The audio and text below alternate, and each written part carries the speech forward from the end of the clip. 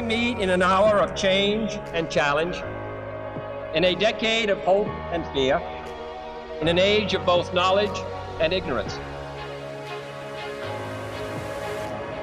If this capsule history of our progress teaches us anything, it is that man in his quest for knowledge and progress is determined and cannot be deterred.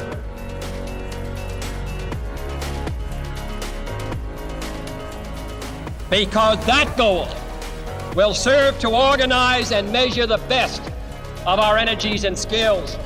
Because that challenge is one that we're willing to accept, one we are unwilling to postpone, and one we intend to win.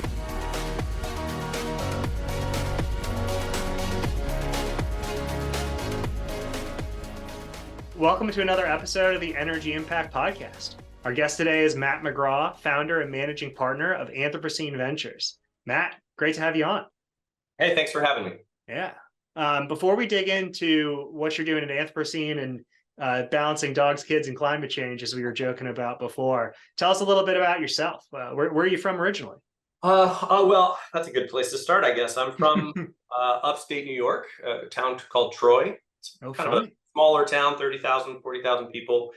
When I was growing up there, it was really depressed economically. It was like post-economic. It was almost like a Rust Belt town with New England influence, right? Upstate New York was all on the Erie Canal. Troy is on the Erie Canal. Advent of the highway system really gutted it. And just the modernization of manufacturing gutted it. And so I grew up in a town that was really in the downswing. And yet my family was awesome. Like, one of the things that kind of makes me, I always joke, like, I'm the most privileged guy that you're going to meet. I'm white, born in a late stage America, the late 20th century, kind of smart, straightish, like all the things that make for a very privileged human being. But my number one privilege is that I just come from an incredibly wonderful and loving and supporting family. There's like zero drama there, really. And so like that sets me up. And my background in Troy actually set me up for, I feel like, a pretty interesting path to where I am now, which I know we're going to talk about. But like, I kind of got out of there. I was like, I got to get out of Dodge. I hate this place. Like, I guess a lot of 18-year-olds do. But now I look at my time in Troy with great fondness, and we go back every summer. I make sure that my kids live that life for a month or so every summer. They go back, and it's like very different than the life we live here in San Francisco. I can imagine. Yeah, okay, well, so digging in a layer deeper. So why were your parents in Troy to begin with? Irish stock. So it's a very, I also joke that it's a very diverse town, 50% Irish and 50% Italian when I was growing up. It's very different now. There's, farm to table Korean food, really good coffee. It's become like a refugee center for people that can't afford Brooklyn. But it's also much more diverse. And I love that. A lot of the old timers obviously don't love that, but I ran away from the homogenization and ran towards San Francisco, a pretty worldly town, as they say. Anyway, maybe the other side of the spectrum. Yeah, exactly right. And I loved it. I landed here in '95, and I was like, this is the best place on earth. And I just never left. But my dad was a union organizer. He worked for unions, and my mom was a stay-at-home mom. Okay, so he was directly impacted by the modernization, by the industrial base decline you described. Yeah, that's the thing. Unions can be a lot of things to a lot of people. He, like, one of the last deals that he brokered was for the toll booth operators. So it wasn't all manufacturing. But we think of unions and factory workers striking, right? Yeah. The entertainment industry right now has got a big strike going on. They're not factory workers. So he represented a lot of different people for the state unions. I see. Okay, so he had more of a broader coverage. I was just associating the city industry with his. But he also was like an elected official at the end of his long career. He was well loved. Lots of people in my hometown love. He's a guy that still has a big reputation. I actually have. I'm going to move my camera here. Yeah. That is a poster of him.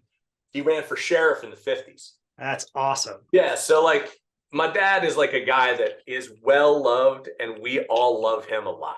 Yeah. But my mom was the rock of the family too. So like, I don't know.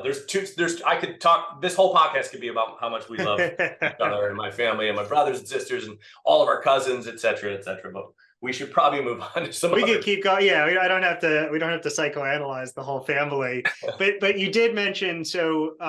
So you left Troy in '95. That was post high school. I actually left Troy in '89 and moved to Europe for a little while. Okay. Yeah. Walk us through that. I was in high school and I was smart, and that was weird. And I got good grades, but I got amazing SAT scores. And that was unheard of in my hometown. Like, not a lot of people graduated high school. Most people that did went into the military or the local community college. A couple of people went, a handful went to bigger colleges. I got into Cornell early admission, and the only school I applied to, really, because the course book was so thick. I was like, all right, there's like 3,000 classes there. I love that, right? I would do that differently today, although I have a lot of love for Cornell. I had a good experience there, but there was alt school. I was so much of an alt kid, indie kid, whatever you want to call it now today kid, but and Cornell was not that, but it is a pretty excellent institution of higher learning. So I got in early, and I was like, I got into college. Why am I hanging out here in Troy? And there was a girl involved, and she was Italian. And so I went to Italy with a group of my friends and stayed there for a while. Amazing. That was an amazing experience. To go on, that's a whole other podcast. My time in Europe was transformative. The world became infinitely small and infinitely big at the same time. I was like, my little town. I had a bigger worldview, I guess, when I was living in Troy, but moving to Europe, not speaking a language. It's hard for people to understand. This was before the internet. I was going to Italy and I didn't speak Italian, and I couldn't look anything up about Italy. Yeah. There's no map of the town that I was going to go visit, because why would there be in Troy, New York, right? So I went to Italy, Germany, at the time, Czechoslovakia. It was all crazy stuff. It was also, the Soviet Union was still a thing, right? So it was awesome. And then I came back and went to Cornell, and I was there for 4 years. I started as an applied engineering physics major, and I was good at it, and I really loved it, but I didn't particularly like the kids in my program because they were not fun. I mean that in all seriousness. I really loved the material, and I like Carl Sagan was a professor. You can't beat that. Yeah, it's amazing. But at the same time, the only opportunity for these kids, to when we graduated, was to go into military or go into academia. We were going to build bombs or missiles or lasers, or we were going to go and stay at one of 12 universities on the planet and talk more about physics. And I just was like, there's a big gap there between how much I love this material and what it could do, and how practical it is. Because I still had 2 feet in Troy with people, workers, and politics and the real life, right? Yeah. So I walked across campus in my senior year, and I had been taking history classes and politics classes, etc. And I went to my politics advisor and said, I want to get a degree in politics. And he's like, you're never going to be able to do it. You're going to have to stay for 4 years. You're an applied physics major. And I was like, I've been doing applied physics with Carl Sagan for a while. I think I could probably take 5 or 6 classes a semester and catch up. And that's what I did. And I graduated with a degree in politics, government, I think it's called, and history, and 1 class away from an applied physics degree, but I'll take it on the chin. And then, come on, you never said, "Oh, I'll just get the last one in." Nope. I mean, come on, crazy. I never did. Okay. I don't know why either. I guess at the time I didn't care. Right now I would, but I would have to take all 4 years of coursework again because I've forgotten it all. Anyway, then there was another girl. My girlfriend at the time quit engineering because she wanted to go become an artist, and she got into the San Francisco Art Institute here in San Francisco. Again, prior to the internet, know nothing about San Francisco other than it was not New York, where everybody I knew was going to move to after school. And she said, "You want to move to San Francisco with me?" And I said, "Absolutely." And we did. We moved out here. We got a $450 a month apartment, which would now be considered a 2-bedroom, but it was a 1-bedroom then, in the Mission in San Francisco on 95, and never looked back. Crazy. Yeah. Well, you saw a whole bunch of growth then in San Francisco. Dude, I got here. You just moved out for her, right? You weren't like, "Oh, I came here because one of my favorite bands was from Northern California and played in San Francisco a lot. I knew that. Pavement. And then my girlfriend was going to become an artist there. I knew that. I wasn't into hippies, but I was into the hippie mindset about the world, but I wasn't into the fashion and the showers. But I was like, all right, I'll be the hipster kid to their. But then I got here and like it was some astronomical amount, like 25% of the graduating class of like 95, 96, and 97 moved to San Francisco. And it was noticeable. It was an incredibly young town. There were so many people who were moving from all over the world to San Francisco because the internet was starting to take off, even though all of technology was down 60 miles south here, 45 miles south here in Palo Alto, Redwood City, San Jose, etc. And it was all big companies, right? It was all hardware companies at that point. Like the software startup thing wasn't a thing yet, which is also really hard for people to understand. But when I got here, I was a bartender and I walked dogs and I worked at the animal shelter and she was going to school and we were in the Burning Man set, the very early Burning Man set, because she was an artist in San Francisco at that time. And it was a blast for 2 years. But then I broke up with that girl or I probably should say we broke up with each other. And then these things called bills started coming and my student loans came due and other things that confused and annoyed me. And so I needed a job, a real job, I was like a time to grow up kind of thing. And I applied 2 places that were like computer consulting shops. And one was here in San Francisco with a bunch of cool dudes. And I looked back and I was like, oh man, that would have been a more fun job. The job I took was a company called All Bases Covered. Then they changed their name to All Covered. Terrible name. It was a real sweet founding couple, and it was a database company that grew into like tech support. And it was 10 people, maybe 15 people when I started. It was really small. Guy that hired me is still a dear friend. His name is Chad Dyer. And Chad interviewed me and I got 10. He asked me 10 technical questions and I got 10 dead wrong because it was all PC stuff and I was a Mac guy. And I was like, what is this weird shit you're telling me? He hired me anyway because his favorite band was Pavement. I mean, OG White Privilege moment right there. And I think we had horn rimmed glasses. We both had, we were cut of the same cloth. And it turns out we really were, like we've been lifelong friends.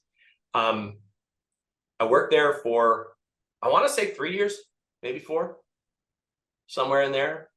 Just to I know it was past 1999 because of the Y2K thing. So that was big. I was on call that night. Yeah, Nothing happened. Yeah, right. But I started and I was the guy like sweeping the floor. I was like, computers break and I'll try to fix them. I don't know how to fix PCs, so I have to learn, right? The first day I got thrown under the bus, this guy picked me up and he's got like, we got to wear a tie. I moved out here because I didn't want to move to New York and get a job with a tie, right? And I show up and this guy is tweaking. And it turns out he really was tweaking. He was a drug addict, but he was tweaking. He brings me to this client. I won't mention their name because they're a very big, important venture capital firm.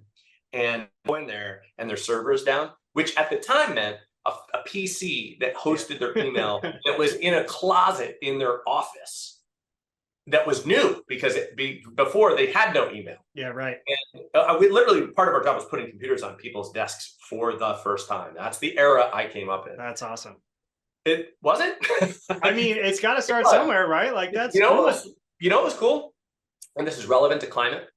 That industry was brand new. No one knew how to do it. No one knew what the rules were. We were making it up as we went along. And therefore, anyone who was smart and had some drive could jump right in and rise to the top pretty quickly. And that is exactly what I did. I got in there. I was good at it. All of the technology stuff, I have affinity for it for whatever reason. I became a really good network engineer, great systems engineer. I could talk to our customers and translate what they actually wanted into what technology would do for them, and then build that technology and make it work. I was really good at that. And so sales wanted me and engineering wanted me, and I did both. It wasn't sales engineering because I was really selling and engineering. I was doing really both things. And specialization just didn't occur back then. It hadn't happened yet. And so I became a pretty great engineer and delivery person for technology enablement writ large. For the venture capital community was the team that I was on. So while that industry was professionalizing, also that's kind of a weird thing to say. It was a cottage industry. It was tiny and they were professionalizing. They were getting email. They were getting domains with their names in it, like things like that. Yeah, right. And we And I jived with them. I came, to the right school. I could speak the speak, talk the talk. I could do the work really well. I had, for whatever reason, I was a hit. And there was a bunch of us that were really close. Chad being one of them. This other guy, Luke, who's a good friend. Chad's wife, Tanea, who is also worked there, is awesome. So we all kind of came up together. And I became very well regarded as an engineer, but I complained a lot about corporate governance. And those are words I didn't understand at the time. Like, we were a venture-backed startup, words I didn't understand. We're doing technology enablement, words I didn't understand. And the corporate governance of that company sucked, words I didn't understand. It was a roll-up strategy. So we would go to city after city and say, after we got our venture dollars, $40 million, which is a crazy amount for a services company. We'd go to city to city to city and buy companies that were doing kind of sort of the same thing. And I'm surprised there's a big enough market for, I mean, that's like the common search fund strategy today, right? Especially like MSPs, right? But you're talking about, this is like the first MSP roll-up. It's amazing. It is. It was an SMB roll-up, and that's exactly what it was. And it was a terrible idea, and I'll tell you why. And no fault to the founders. The founders I'm still close with, they're not close, but I'm still friends with. Cultures are so different, and incentives are not aligned. And we bought one company in Southern California that kept running their own books and told us they were doing this other thing. And it was just, they were lying, right? Yeah. Because there was no real corporate governance at the time. Strategy eats tactics and culture eats strategy hadn't been invented yet. And I, as a governance guy, government and history guy that also had a technical mind, applied physics, but also had a dad that was a union organizer. So like labor, I really got that. And it's been one of the driving factors of my life. Like, I think that most corporate governance sucks. And I'm not talking about rules and regulations. I'm talking about the core culture, and then staying and having integrity around your North Star, no matter what, hardly ever occurs. And I don't care if that changes over time. Different stakeholders can take ownership of a company, and your North Star could change and everything could change. That's okay. It might suck. I might not agree with you, but you have to be explicit. There's so much implicit. And mostly workers just get the shaft, right? They don't get, I'm a big employee ownership guy. I could go off topic here, but the bottom line is I worked there for 3-4 years. I complained so much about how the company was run. They put me into management. I became manager of consulting services for the west half of the United States. It was like 900 people under me. That job I definitely did not deserve. And then the downturn happened. We were a canary in the coal mine too. Like, we could tell the bust was coming, and they wanted me to lay off. It was different owners at this point, and they wanted me to lay off, or it was like, VC ownership at that point. Sure. They wanted me to lay off a bunch of people. I told them to go bugger off. They tried to demote me. I was like, good luck. And eventually I left, and it was like a handshake, we're going to part ways now kind of thing.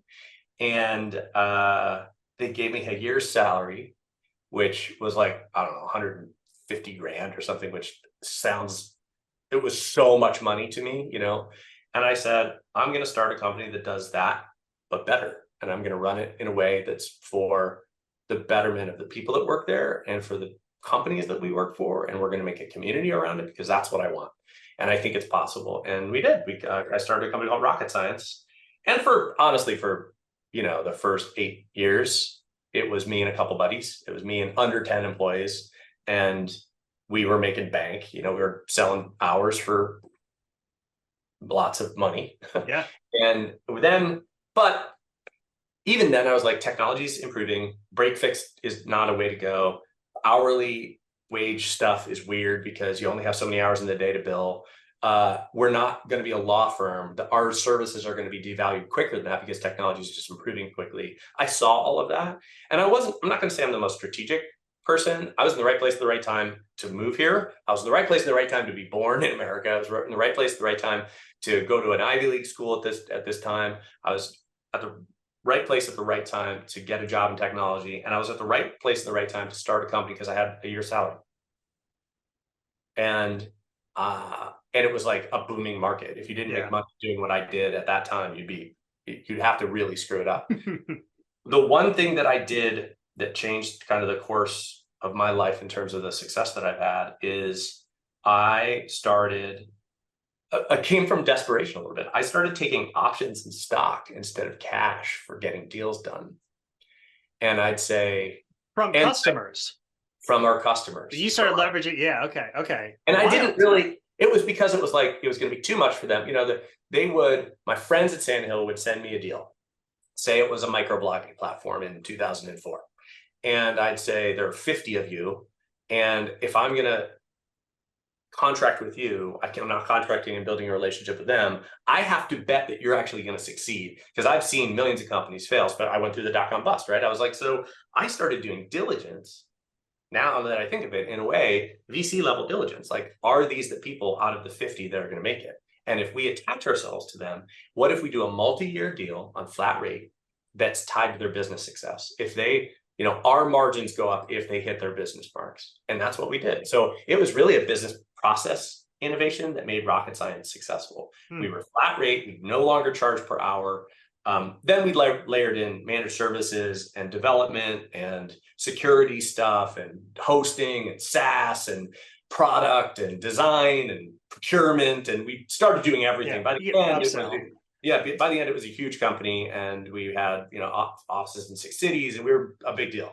But in the beginning, it was me just saying, I don't want to be an hourly wage slave. I don't want to trade my hours for money, because there's an upper ceiling. Mostly because I had a kid. I had a kid in 2006, and I was like, I don't want to always be on call. I don't like, it's fun when you're young and you're making a bunch of money. It doesn't really matter. But I was like, I want not that I was thinking about legacy, but I was just like, I don't want to do this for the rest of my life. I better go internal and get a job somewhere and like climb the corporate ladder, which I knew I wasn't going to be good at. And because I'm a little too in your face about how I feel. Great leader, I will say that. Okay manager to great if I try real hard, I would say, but a corporate environment does not suit me.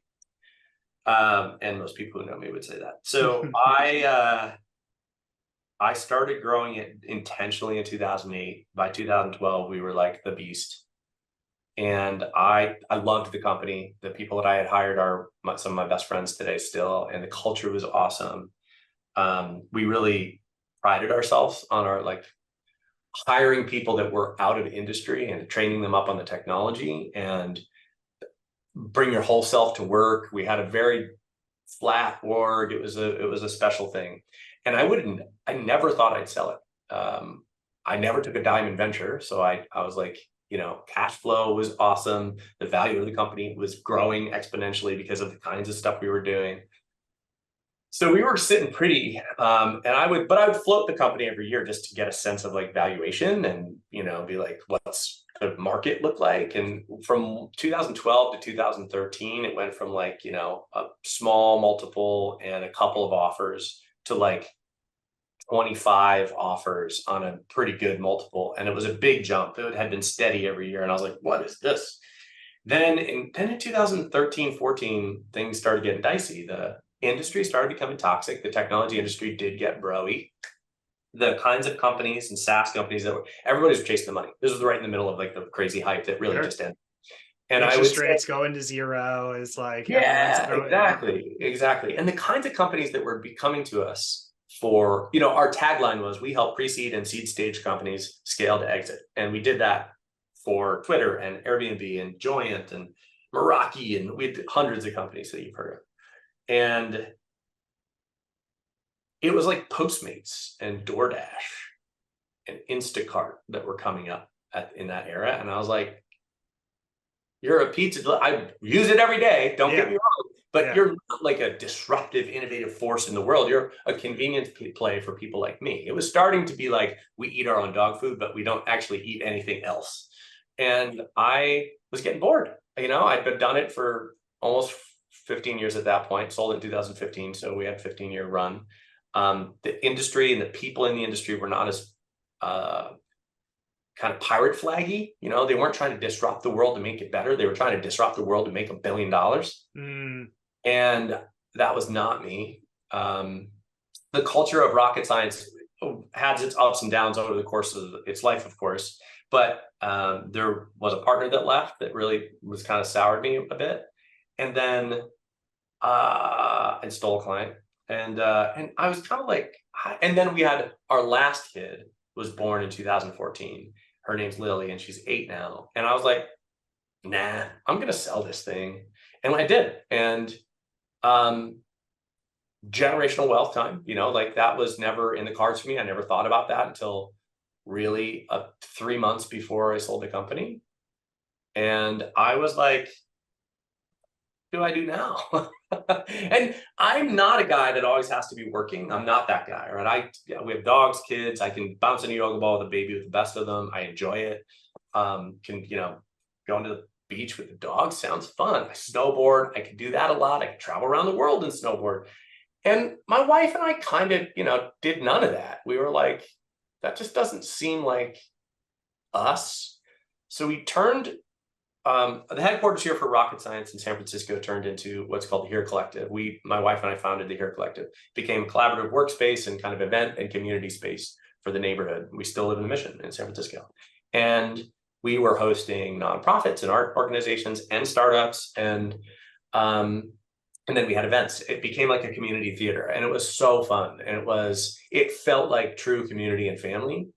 And, but it was a lot of work. It was like, I'm mopping up spilt beer in the middle of the night. And I'm like, yeah, I thought I retired. What's the meme? It's like what I thought I was going to do, like what my family thinks I do. It's like what I'm actually doing. Yeah. And by the way, I don't care about mopping up spilled beer, but like everybody, like yeah. I'm sure my older kids would say, wait a minute, I think I was mopping up that spilled beer, Dad. I helped. And then it was the beginning of the era of the blockchain. And I met a kid. I was investing in a company. So we angel invested. And our thesis, by the way, was let's back underrepresented founders. I'm a super white dude, privileged, made generational wealth. And I was like, I have access. And my personal network is very diverse. Rocket science was really diverse for a technology company and in San Francisco.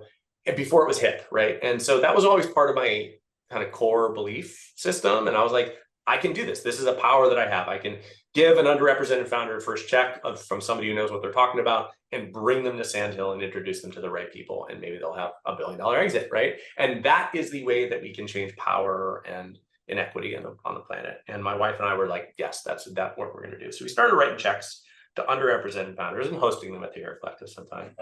But my wife decided to go back to school. My wife's story is even way better than mine. She grew up in generational poverty, and she was kicked out of her house when she was 16 because she was pregnant, and which is blows my mind. I could imagine. Yeah. She made her way. She lots of twists and turns here, but she ended up 30 years old and putting herself through college with 4 little kids. Hardest thing to do on this fucking planet in this country is that. Fight me on that. So I met her right then. I went to visit a friend in Portland, and she walked in the door, and I was like, oh my God. I was not looking to get tied down at that moment. And I knew right away, I honestly didn't know right away. And we met each other, and we fell in love really quickly, and we decided to make a life together really quickly. And this was, I don't know, almost 12 years ago now. And she had gone to school for public health and food security because she grew up with no food security. She grew up without food, living on a farm in Colorado. She was like, that is confusing to me. But she's got an infinitely curious mind. She's like 10x smarter than I am. And she decided she wanted to go back to school for food systems globally in agriculture. And that invariably led her to climate. And one day she came home. So I'm starting this blockchain company because I think corporate governance, man, blockchain, that governance layer, it's going to work. And this was right after Ethereum came out, before the hype and before the whole industry became an absolute shit show. I pretty quickly realized that the people in that industry, even then, were not serious people. There were tons of really amazing, smart, serious people, but 3 or 4 of them. Yeah, right. Then the vast majority were like, we can make a lot of money quickly on this. Yeah. Pump and dump. But you're like, no, distributed ledger. And they're like, no, pump and dump. Pump and dump. When ICO was a t-shirt that I had.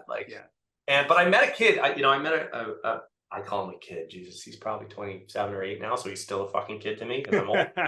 But his name is Zane Witherspoon, and he was the head of this SF Ethereum developers meetup, one of the largest Ethereum developers meetup at the time. And I was getting into blockchain and investing a little bit here and there in companies and trying to learn the technology. And I was like, I better go find some developers and meet them and talk to them and figure this out. I went to the SF Ethereum developers meetup, and it was like when I fell in love with my wife, I fell in love with Zane. He was up there he got me drunk that night. And like, maybe within 2 days, we were like, we should start a company together, us and a group of people. And we started a company called Dispatch. And that was a wild ride. 18 months of crazy, 2 years, maybe 2.5 years really. But the first 18 months were like absolutely bonkers insane. It was right in the middle of the 2017, like crazy run up. Oh my gosh. Yeah. And we were trying to do the right things, and the industry did not want you to do the right things. And that was like, we developed a product. We launched from the first line of code to launch of an actual product was 11 months. And people were like, how did you do that? And I was like, well, Zane hired a bunch of developers and product managers. That's what you do when you're building software. There's a 20-year playbook for that, right? Like, come on. Yeah, guys. not hard. This is not like, we don't have to reinvent the wheel, but and like, it was buggy. Yeah, like, it really, yes, that's how software works. And so like, it was very frustrating to me and to him and to everybody else, because it was like the marketing budget was supposed to be bigger than the development budget. I'm like, that's not how, no. Yeah. So devolved myself of that. And Zane and I are still very, very close. Me and a bunch of that team are still very, very close. Culture, still important. And then it was in 2019-20, and my wife was, knee deep in the climate world at that point. It had been our pillow talk for years. And she came home one day and said, justice and climate justice are kind of the same thing. And I was like, whoa. So our checks going to underrepresented founders could be going to climate companies, and we could be solving for the same problem. And so we're thinking about that. And right about the same time, this friend of mine, Jim Betcher, who's a partner of mine at Anthropocene, called me and said, I want to start a fund. We were introduced to it by a mutual friend. I had met him, oddly enough, in Vegas at a blockchain conference, but then we'd lost touch. So it all came circle back around. This was like right before COVID. And he was like, I want to start a fund. I want it to be a climate fund. I want you to be my partner. And I was like, no way. Absolutely not. But there was a twinkle in my wife's eye. She's like, you can help pre-seed and seed stage companies scale to exit and affect climate change. And she, for whatever reason, she loves me a lot and thinks I'm great. So she's like, you have the power to do something really powerful here. And Jim was like, you founders love you because you're a founder's founder. And what you did with rocket science was enable them to scale. So their journey, their pain and suffering, the basic blocking and tackling of building a business, which climate tech founders generally don't. Yeah.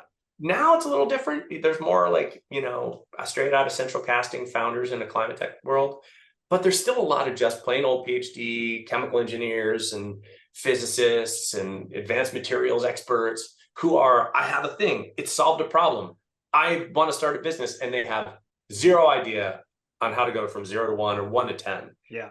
And you're lucky if that middle part actually exists. Sometimes it's, I have a thing, I want to start a business, right? You miss that demand pull side of it completely. And here's the thing, man, I love that talk. I love that stage. I've seen that hundreds of times. I've seen it really go well and really go south. It's almost always team, by the way. But I said, okay, I know the game, right? I've been in the nexus of venture and startups for 25 years. I don't know how to run a venture fund, right? Like that was one technical skill that I did not have. And I was like, I want to do that. I want to learn that before we even think about saying yes. I want to think about thesis and like why we're going to do this, like why me and Jim, and then our third partner, Alicia, like why us compared to other people who might have more experience in climate or might have more experience in finance or whatever. I just had a lot of whys. I had a lot of no's too, mostly because I was like, do I want to work again? Is it like, do I want to work 24 hours a day? Because if I'm going to start something, I want to be the best at it. I want to do great at it. I want to have a lot of impact financially for my investors and impact in the climate world and making the climate better for us, make it better for my 6 kids. And so I don't want to do something and then, be a dilettante. And so it took Jim and my wife about a year to convince me to say yes. And that was 2021. And then but I said, Jim, one old white guy and an older white guy starting a fund in San Francisco, that's not me. That is not the future of a fund that I want to see. I want to see a diverse set of people making these decisions. So we needed a third partner. We found Alicia Cha, who Jim has known forever and ever and ever. She is the best of us, by the way. She's awesome. She runs our diligence process. She's a partner. And honestly, she's just great. And our thesis was deep tech, hard science, climate at the earliest stage, at pre-seed and seed. Pre-seed and seed, because that's where my value add comes in. It also happens to be where the value inflection point, I think, is. There's a lot of non-dilutive capital that comes before pre-seed and seed in climate. And there's a lot of non-dilutive capital formation strategies post-seed, post-revenue that you can attach. So there's like a real ability to capture financial value at pre-seed and seed that I think a lot of people miss. It is not a software company. That's not the story arc of these companies. And we thought, done, right? No software, physical science and hard tech, because we want to have real physical solutions to real physical problems on the planet. Man, and we put a deck out. We raised I also, corporate governance is important to me. I said, let's raise a small $10 million fund. Let's make sure the partnership works. Let's make sure we disagree well. Let's make sure that we're get excited about the same kinds of things or the different kinds of things in ways that are complementary. Let's make sure the governance and kind of operationalization of that fund works before we go and take a lot more money and do it on a bigger scale. And I'm so glad we did that. Worked out really well. We've really settled into roles where 3 different people with 3 different perspectives, 3 different ages, 3 different sets of experiences, that it really meshes well together. I'm surprised at how well, actually. And now we're going to go out and raise another fund and a much bigger one. But the thing that surprised, and I've learned, I said I need to do 2 things before we start. And this is in the early part of 2021, which is why we launched in 2022. I need to gather relationships and build relationships with other venture funders in climate, not founders, but funders. And then I need to understand the technicalities of running a fund. And honestly, portfolio management and construction, not that hard. I say that flippantly. It's not. I have a 20-year lifespan of understanding finance. Yeah, but it's algebra. There's add acronyms, right? But generally, finance is algebra. In life, jargon is my least favorite thing. Everybody's got their jargon, right? Everybody's got their KPI. Even KPIs is a piece of jargon, right? Yeah. It's you've got some certain things you've got to attain in a fund, and there's market averages that are different for climate than this and that. If you slice it and dice it a million different ways, you're going to get different answers. One of the hardest parts about learning the technical aspect is that it's not a science. It's not cut and dry. There's an art to it too, because you could ask 10 different people what kind of a successful fund construction looks like, and you're going to get 10 different answers. Now, there's some kind of inexorable laws, right? You want to give back more money than you take in, and you better beat other asset classes. Those are the only 2 things that really matter. And by the way, I hate every KPI for a fund except for DPI. Money handed back to my investors is the only financial KPI that matters. Impact KPIs are even harder because we don't even know how to measure most of the stuff that we're doing. And at the pre-seed and seed stage level, how the fuck are you going to measure anything? Right? You're not doing anything yet. So I love can we just emphasize that for a second? Because it's the global market is Y, and so we'll do 70%. And yes, I actually. So by the way, here's a bit of advice for founders out there. Do not send me a TAM slide. I don't care. I want you to be a business person and say, every customer that buys the thing that I sell them is going to give me this much money. That's gross. And then my profit off of that is going to be this. And I want you to extrapolate that over a couple of years. I want to see a ground up model of what your business looks like. And I can guarantee it's not going to get to $1 billion in 4 years. That's not going to happen. Yeah. And if you did, you're amazing. And you are literally a unicorn, and that's great. But over the last 10 years, this is the problem that with kind of expectation setting in the venture market for both LPs and founders. Over the last 10 years, there were like 700 unicorns created in 2021. There's only like 40 unicorns, software unicorns in the world on public markets. It's bullshit. Yeah. It's totally made up. They're all overvalued. And it's because SoftBank and Coatue and Tiger would mark it up for you. And that's not going to happen in climate because these are physical companies doing physical things. There's really a palette upon which you have to paint your painting here. And the good news for climate, and we've modeled for this, is I think we're going to have more wins. The ceiling on exit valuations is going to be lower, but we're going to have more companies exit through acquisition and have successful exits. And that means we have to be very sensitive to valuation and price and being very diligent about what we think is kind of a moonshot or more speculative versus something like this is obviously a company that has a valuable product that people want and need. And at some point it's going to get sold. Maybe it doesn't get sold for $1 billion. Maybe it gets sold for 75. Can we make that investment work for our investors? What's the timeline for that? Can we recycle those proceeds from that $75 million exit that gave us a 4x and make something that, again, that, there's a lot of questions there to answer. So. And how do you do that with like deep tech seed? There seems like a disconnect as you're describing, because all that makes sense. It's like a different power law than SaaS, right? So you're looking for a higher win and you're going to have fewer 10xers. Maybe it's like double the number of 5xers or 4xers. Totally makes sense. You can only build so much infrastructure. But if you're doing hard tech, deep tech pre-seed, you still have to get quite a bit of conviction that like you're not going to find a pre-seed deep tech that like has a product that can sell, right? So here's a little dirty little secret. Hard tech, I'm going to get murdered for saying this. Hard tech's not as hard as it used to be. There's so there's two bits to that. There's two meanings to that. One is we have 15 years of government and corporate spending on innovation and science in the climate space in particular, decades and centuries worth really of it in general, but specifically climate became a thing in research universities in like the Al Gore era, 2004. Then clean tech was a boom, and then bust. But mostly because the time horizons were off, right? You have to wait 15 or 20 years for the things that were invested in 2008. Well, guess what's 15 years away from 2008? 2023. And so that boom of investment that lost a lot of people money and the research universities and government spending on a lot of this has percolated. That's all non-dilutive capital for product making for the companies that are coming online today. I see so many pre-seed companies that have a just pre-series A product and it works. They have a couple pilots.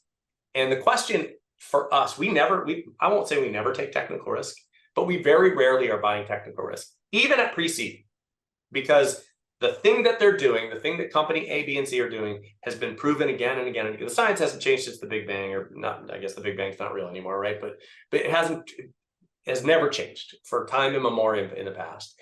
It's the engineering and the ability to rapidly prototype, AI, quantum, 3D printing.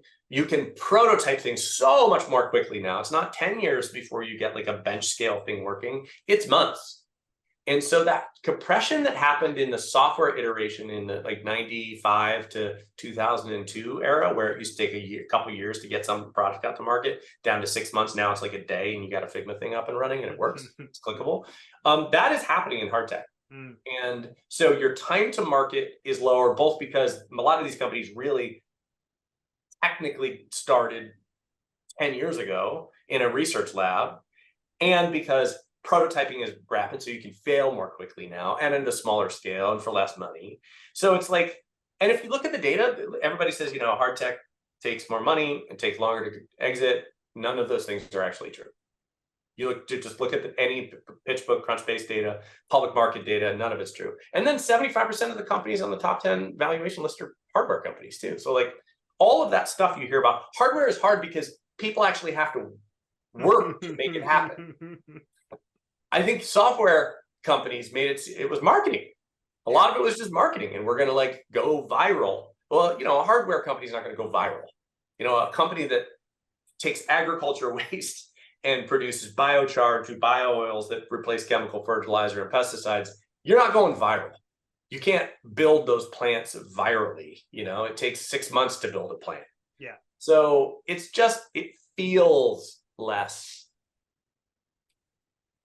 cocaine-y, I guess. You know what I mean? It's less volatile. It's less, you don't get that rush of like a huge spike being the guy that you get a no one talks about news, no one talks and all about of a sudden losses. like 2 million downloads. Most people are never going to use your application after they download it anyway, but like it's just different, right?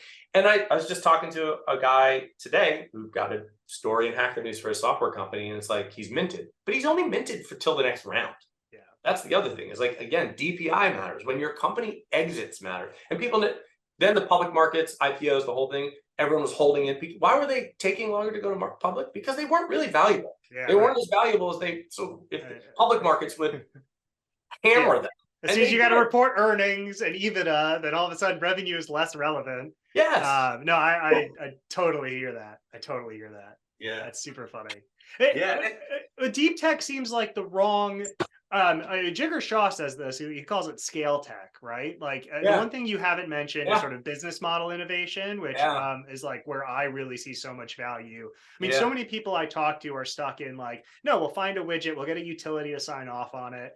And like that's not the energy business for 30 years, right? Like there's so much more decentralization, and it just is the tip of the iceberg right now. Yeah. Right. This is fascinating to me because I'm kind of I'm not a true pure decentralist. Like my time in the blockchain world and union organizer, and my company was employee owned, and like I like decentralization of a lot of things, but in nature, I'm a big fan of like, hey, nature's probably got it figured out already. Like I'm not 100% a biomimicry guy, but like there's things that are centralized and there are things that are decentralized, and you have to be smart about what works in what scenario and what's contextually appropriate. And so I love decentralized infrastructure because it's more resilient. And if we're fighting the last battle, which is the COVID years, then it proved to us that our supply chains, our manufacturing base, everything was too centralized, and it seemed like efficiency was the name of the game, but efficiency comes at the cost of resiliency. And so we need a little more slack, but that doesn't mean we need to overproduce. That just means maybe we shorten supply chains and manufacturing is decentralized. And we're moving towards a world where that's actually really possible. Is it going to happen in the time frame of an investment for us? That's the other thing, is like the 10-year time horizon for us is important. We look at companies that are at, I'm not a big fan of the TRL model, but like the TRL 3, and they're going to go TRL 6 or 7 in like 2026. And I'm like, I'm not investing in you. I believe your company is valuable. I think your idea is great. I think people will buy it. And I think you'll be exiting in 15 years. I can't hand you my money because I'm not going to get it back in time for me to hand it back to my LPs. And I'm a big fan of explaining underwriting to founders when we talk to them. And like, I straight up ask them like, of course you ask what's your round size? What are you raising on? What's your valuation? I asked for revenue projections. And like, I used to think revenue projections at pre-seed were total bullshit, right? And they are, but I want to see you thinking through it. And you could change your go-to-market. All of it could change. I want to get this across. I don't care if you change your mind. I just want you to have an opinion and be thinking about it. Because I see a lot of founders with a really good idea, really good problem solution, but they don't think about product market. And like selling your thing is the thing that's going to make you money. And it's not, if we build it, they will come. That's not going to happen. And because there'll be another person who does something that solves that problem that does go sell, and they'll win. Yeah, for sure. And it doesn't matter if your thing's better. Yep. Well, and all of that non-dilutive capital doesn't show up to build it, and they will come either. So I'm a big fan of all the non-dilutive capital, but that is the dark side of it. Like you have $3 million grant from the government, and you're like, oh, we're good. And I'm like, are you? The first thing and you can't use that to do certain things, and that's fine. Yeah. But then go raise equity capital and say the funding of the product is funded. And don't tell me that you're worth $20 million because you got a $5 million grant for them. Don't do that. No. That's R&D. That's sunk cost. And there's some people who are like, well, we need this money to get to this next stage, and no one's giving it to us. And I'm like, because no one's going to make money on that investment. So I'm sorry that that's how math works, but that's how math works. Yeah. And it's not. We're not in the business. We are not a concessionary fund. We're not impact fund. We want to make 3x at the end of the day, just like every other fund in the history of humanity wants to do that. Hopefully, we make 5x, and we're a world beater, or 10x, one of the 2 out of the 700 last year, right? But you got to build a business, and that is, and like, I am all in this for the climate impact, but the only way you will have a climate impact is if you have a really well-run company. Yeah, I think for all of the noise about there being buyer, like a buyer premium or a green premium, at the end of the day, there is not. It's got to be economic, and it's got to make sense, and it's got to be easy for people. The guy at the plant that has a hard hat on that's going to buy your widget to clean the water in the water plant is not going to spend more money next year on your thing because it's better for the earth. He's not going to do that. And maybe the corporate entity will say, we want to do that, but the guy who's going to sign the check and it's going to come out of his budget, no fucking way, man. Yeah, no, totally. Yeah, it's really funny.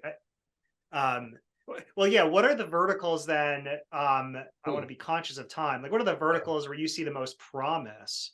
And at your stage, man, right? You must see a wide array of stuff. We are generalists in terms of verticalization of sector, and I say that intentionally. Like, I think that venture capital people that work in this industry, they love to pattern match because it makes their job easier.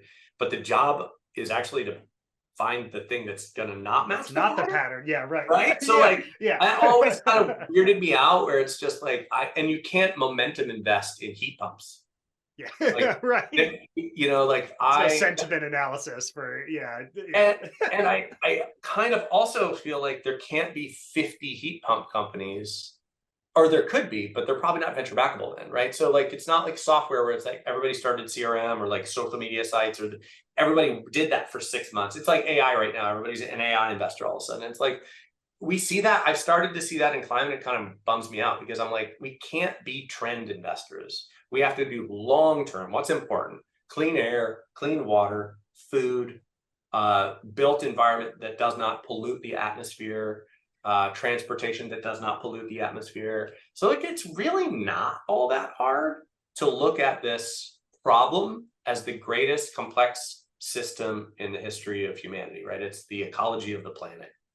And if you look at the problem horizontally, I feel like we should look at the solutions horizontally too. So we almost don't look at, we do, we have a market map with sectors and built environment and ag, manufacturing, logistics, supply chain, transportation, mining, blah, blah, blah, all of that. We've got it. We've got a taxonomy we use. We've got like 4 different ones that we kind of overlay. And we thought, that's one of the things that I did that before we started the fund, is like, I really wanted to figure out how I saw the world. And all of them felt cool, like the ones with the nice logos and iconography. And I was like, oh, I like that one. But at the end of the day, you're just kind of trying to fit a framework over something that isn't that. It's not that. It's not, built environment isn't just the building that gets built and the things that get put in that building. It's also transportation. It's also food and ag. How does food get to that building? It's all of these things. And I really try to look at every deal horizontally. In fact, we have, our set of filters. One of the filters is a multiple endpoints for revenue. And I think lots of the VCs hate that. They're like, you need to do one thing really well, vertical, and go north and just own that market. And then you can expand later. And I'm like, nah, that's not how most businesses, physical economy businesses work. The biggest companies are multifaceted. And like, we look at business model, and we like waste to value stuff, and we like circular economy stuff, but they're not required. We look at the built environment or ag or all these sectors, and we really like things that aren't just possible to make work in the built environment or ag. We want we like enabling technologies underneath the endpoint solutions that we see. And I'll take the heat pump example. Everybody loves heat pumps right now for good reason. They're better, and there's lots of money in the IRA that's going to benefit the market. But like, what if Apple comes up with a heat pump? They're going to crush the market. I want an Apple heat pump right now. They haven't even put one out, and it'll only have 23 hours of battery life. But like, I have a hard time picking a winner when it comes down to like a brand play. There's deep tech and hard tech science innovation there. There's engineering innovation there, but there'll always be other parts of that. And at the end of the day, if it's a consumer that has to buy it, it's an end point. Even if it's a business user that has to buy something, you're talking about brand relationships and a bunch of other things that I could invest on, but I don't think that that's really interesting. What I like is the enabling technology that's underneath that. Home electrification platforms for low voltage, really cool, right? Like most lights can be low voltage. You don't need a contractor to put in that. You could put it everywhere. It's safer, it's easier. There's all sorts of benefits to those kind of things. Like span is more interesting to me than a heat pump company that we just looked at, whose name I forget. Because spam enables a lot of things. But even span is a one-trick pony. And I think it's great, and it's so far been a pretty good investment. But like, it's one thing. Yeah. And like, how many of those one things are you going to sell? Yeah, it's so interesting to hear you. You can hear the themes. This is why it's so fun to hear the background, because you can see the themes of your background applied to this problem in super unique ways, right? Yeah. Like you've been at the crucible or the interchange of sales and technology, basically your entire career, just applied to different places. And then I love how you unpacked the sort of the fund model. I'd be curious to hear if you thought about changing the time horizon. You took a very first principles approach to fund architecture and marketing, which I love. But so the time horizon stayed the same. And did you think about changing that? We did. And we thought about everything at the very beginning, because I'm a little bit of a part. I don't know if you can tell. I totally can tell. That's what I'm asking. To do things a little differently, right? But Jim is a Midas list investor. He's got $1 billion under management. Alicia's comes from a kind of more traditional background. I was like, we could have a 506c raise and get small cap investors and democratize that. I had it all in my head, right? And then I sat down, and they were all on board, to their credit. Thank you, Jim, and thank you, Alicia. They were like, let's do it. And then I was like, nah, we need a 220 10-year fund and have the big name legal and the big name fund admin. And I'll tell you why. Because if I do it my way and it doesn't become a big success, that's a black mark on all of those ways of doing it. If I do the traditional thing and become successful and then do those things, that makes more of an impact on the ecosystem and opens up that potential for other people. And I've learned that lesson. I've done the iconoclastic different thing first and had it be a success. And people were like, wow, that's crazy. You're an outlier. You're a cult leader. And I didn't like that, because it was like, no, it's the flat model of management can work. It's not me. And people backfitting the narrative to the outcome, right? We do that all the time. All the time. So I said, look, I don't know whether we'll be successful, right? The proof will be in the pudding. And I really want to get a straight and narrow, normal, quote unquote, normal fund behind us and get 3x MOIC or 4x MOIC or 5x MOIC or whatever the final number is. We're looking good, by the way. And we don't care about MOIC, we care about DPI, right? Yeah, right, exactly. I actually think one of our companies is going to get acquired in the next year, which is going to be amazing. But I'm anyway, teasing you. Dude, that would be MOIC's interim to DPI. Yeah, but I would say that if we are successful, and Fund 2 is going to be a normal fund. It's 220, 10-year fund. If those two funds are successful, we'll have a normal, probably $100 million Fund 3, say. And on the side, we will have a $5 million Regs 506c, $1,000 max investment fund to democratize access.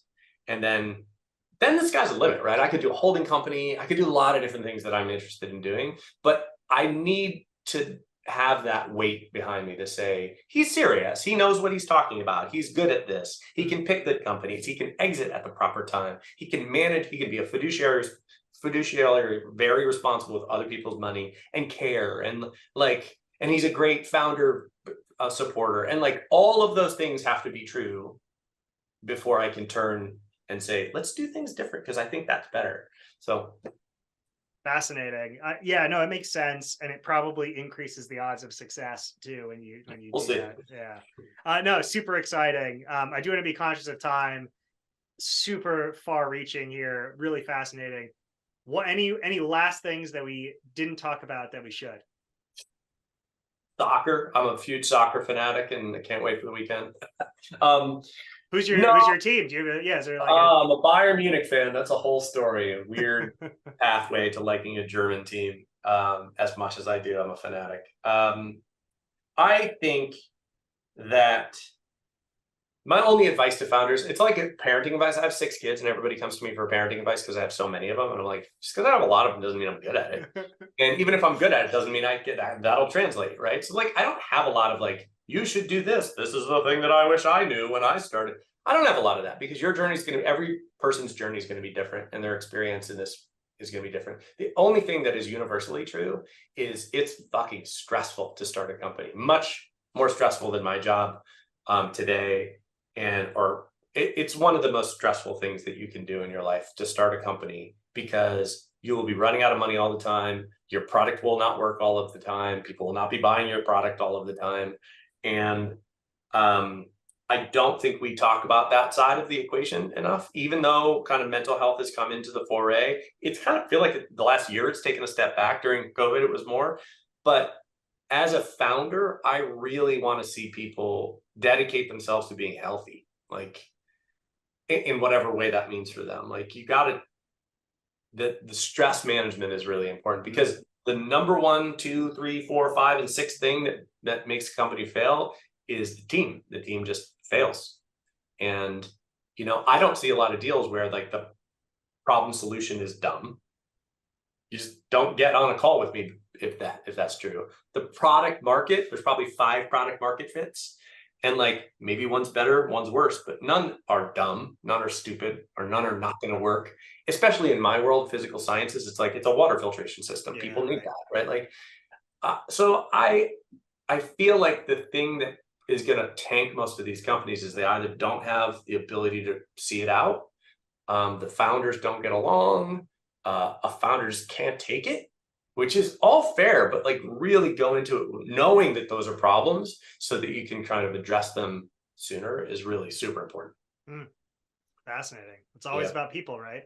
Dude, so as much as everybody else wants to make it about spreadsheets and technology, this is a people business still. Yeah, totally. Okay, well, there you go. What a way to end it. Thanks again for coming on. Can't wait to share this with the listeners. Yeah, thanks for having me. Our leadership in science and industry, our hopes for peace and security, our obligations to ourselves as well as others, all require us to make this effort, to solve these mysteries, to solve them for the good of all men and for the progress of all people.